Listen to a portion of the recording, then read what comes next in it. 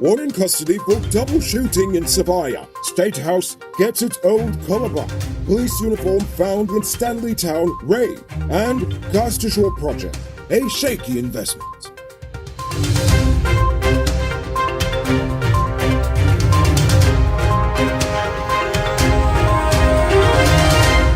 I am Noriko Bulford, and welcome to tonight's edition of Uncut News. One person has been arrested in relation to the murders of 26-year-old GDF Lance Corporal Daniel Frazier and his girlfriend, 23-year-old Shanika Ford. According to the cops, the suspect is Ford's child's father. Ford's 4-year-old son is currently in Barbados, where Ford would usually reside. The police arrested the child's father after they learned that he had previously threatened the woman after she started dating Frazier. Last night, the couple was shot and killed while they were driving to a home in Sofia. The suspect is expected to be charged shortly. The Ministry of Public Infrastructure is giving China Harbor Engineering Company another $2 million to add 2 air bridges at Chedijagan Airport. The extended corridor is part of the US $9 million in additional works China Harbor Engineering agreed to do. The expansion works are scheduled to be completed by this year's end. The new works involve an extension to the airport's boarding corridor in order to accommodate the 2 passenger boarding bridges, additional commercial space, and a new facade for the whole building. The overall project was to be completed since December 31st, 2018, but clearly the coalition failed to do so. And speaking of APNU failures, the government is getting rid of that vomit-colored green at State House, and according to the president, it didn't cost us anything to do. The Private Sector Commission is currently funding the repainting of State House to its original heritage color, white. In fact, the PSC supposedly wrote a letter to the president asking them to do the job for them. State House is one of 9 national monuments that falls under the responsibility of the National Trust. However, Granger repainted it in 2017 without approval and insisted that he was not breaking the law. Today, a driver for the Ministry of Health was charged for causing death by dangerous driving.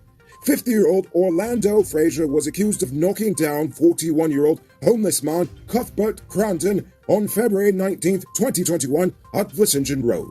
Frazier pleaded not guilty to the charge. He was released on $250,000 bail and will make another court appearance on September 29th. Are you one of the chosen few that benefits from duty-free? Good for you! Check out these amazing vehicles that just arrived at Best Buy Auto Sales. This 2016 Toyota Harrier Grand Sport Edition, this 2014 Range Rover Evoque, and this 2016 Lexus RX 200T are all on sale. They are all fully loaded and come with all modern features. Call or WhatsApp 662-0844 for more info, or visit their showrooms at Lot 171 Peter Rose Street, Queenstown, or Lot 2 Lamont Street, and tell them Noriko sent you to get in on a sweet deal. 41-year-old serial thief Devon Marks was remanded to jail on Wednesday for burglarizing his sister's home. Marks pleaded not guilty after the court accused him of breaking the locks to LaShawna James's apartment and stealing $20,000 while she was at work on Saturday last. Marks had reportedly made an oral confession when he was contacted about the crime. He will be back in court September 29th. Yesterday, police on the West Bank discovered a quantity of clothes resembling a police uniform during a drug raid at a home in Stanley Town. Officers found 1 blue police shirt with duty badge, 2 black pants, 2 khaki pants bearing the name and regulation number of a deceased policeman, and 1 pair of police regulation boots. They also seized 1 motorcycle from the group, as well as motorcycle parts. 5 males, including a 17-year-old boy, are currently in police custody. Cops in quarantine are currently looking for Dinesh and Bibi Jagashah after the crazy couple beat a man and pelted a police officer in the face with an enamel cup.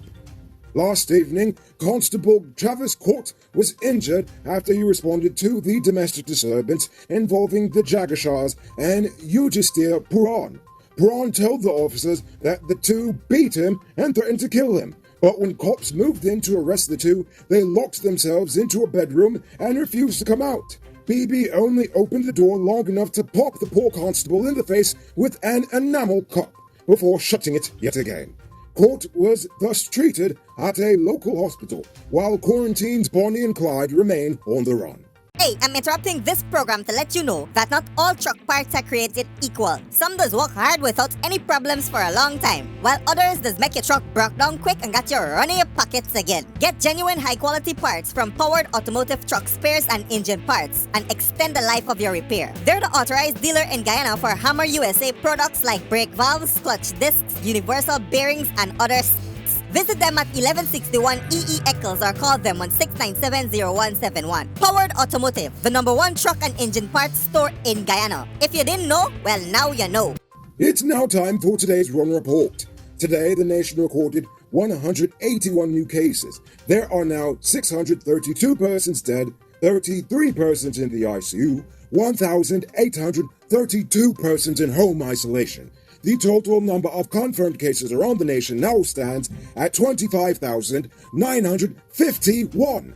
So please, people, wash your hands frequently. Avoid touching your nose and mouth and mask up before you leave the house. When you do leave home, try to avoid enclosed spaces and large crowds. And remember to give 6 feet of space between you and others. According to the president, Guyana has so far donated US $50,000 to the Haitian earthquake relief effort. He made it known that he had instructed the Foreign Affairs Ministry to immediately release US $50,000. Then they opened the account with the private sector to raise money. So the pathetic lack of support is not the government's fault. It's the tight-fisted private sector, apparently, because the government is planning to even make an additional donation in the coming days. And how much you want to bet the private sector still wouldn't have anything in that time. And now for our stupid news of the day. You know what I think is stupid? When you think about it, the Gas to Shore project is actually pretty short-sighted. While the government has claimed that the project will create 700 jobs, 90% of those jobs are construction jobs, meaning that once the project is complete, only about 76 people will actually be working at the facility long term. However, the majority of those few jobs are actually highly specialized jobs that require training and certification. This will most likely mean that much of the employment will come from outside of the community of Wales. And last time I checked, the community of Wales was devastated by the closing of the sugar estate because the cane cutters actually lived and worked in Wales, thus providing for the local economy. On another note, at most we have approximately 25 years of natural gas left, and by the time the project is completed, we would have already used up close to about 5 years worth of it. Then, that's it. All of our gas is gone, and if we want to continue using it, we will have to import natural gas. And after 20 some odd years of getting cheaper electricity and natural gas, the people will demand that it continues, even after it's no longer economically feasible for the government. All good governments know that you can always give entitlements, but you can never take them away if you wish to be re-elected. I mean, just look at Venezuela if you don't believe me. Then, to add to the short-sightedness of the project, as previously stated, the government is currently figuring out what to do with all the extra gas once they're done with the power production. Sure, there are vague plans to sell, some of it as cooking gas, and to even separate ammonia for usage in the agricultural industry. But the government has yet to release any financial projections on this whatsoever. So, who spends $1 billion and are unsure if they will even make a profit off of said $1 billion? That's madness. Worse yet, the government says that eventually they will sell the project off to a private company to run. But seeing as they will literally own half of the nation's power supply by that point, what is to stop this private company from raising prices just to gain a profit? These are just some of the reasons why I feel the project is short-sighted. And tomorrow I will give you the biggest reason why all right-thinking Guyanese should reject the Gas to Shore project. Don't miss the grand 50% off sale and get a free 1-month Digital Prime bundle plan. Available at City Mall, Starbucks Square, Regent and Light Street, Massey Turkine, and Massey Providence. Shop early, limited stocks available. Moving on to our Uncut News Views poll question of the day. Every day we pose a question about current events in Guyana, the region, the diaspora, and how you feel it relates to us. So, you give your responses in the comments, and we'll read the best ones in the following episode. Yesterday's question was, what is your favorite thing about Guyana? Jason Jordan gave a wonderful list of things, So, if you missed it, just reverse the video back and then press pause and give it a read. Deslin Andrea White said, "Our diversity. We sometimes overlook it as Guyanese, yet a person can come here and experience 6 cultures all in one location. That's just awesome." It is awesome indeed.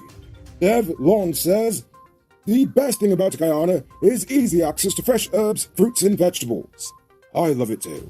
And I especially love Susie Rahim's answer. She says, "My best thing about Guyana is it's home." And that's why we love it. So for tonight's question, domestic violence is on the rise, and past methods have apparently failed to cease this scourge on society. What should the government do to adequately address it? Think about that question and tell us in the comments below. If your response is good enough, we just might feature it in our next episode. Anyway, that's all the time we have for tonight. Check us out tomorrow for another.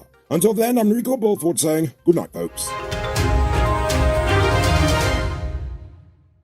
Hey, Uncut News viewers, thanks for watching. You can subscribe by clicking on this button over here, or click over there for more news. You can also drop a comment to let me know if you've made it to the end of the video. Goodbye for now.